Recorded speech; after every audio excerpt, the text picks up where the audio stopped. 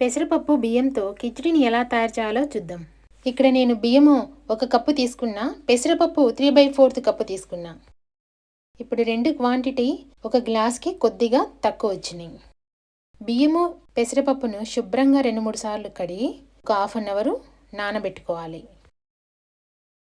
తర్వాత కుక్కర్లో 1 స్పూను నెయ్యి తీసుకొని అందులో ఒక బిర్యానీ ఆకు, ఒక దాల్చిన చెక్క ముక్క, కొద్దిగా మిరియాలు, ఒక చిన్న స్పూను జీలకర్ర, ఒక చిన్న స్పూను పసుపు, టేస్ట్కి తగినంత సాల్ట్ వేసి ఒకసారి అంతా కలుపుకోవాలి.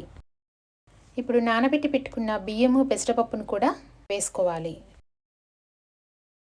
తర్వాత ఒక చిన్న స్పూను కారం కూడా వేసుకొని అంతా ఒకసారి కలుపుకోవాలి.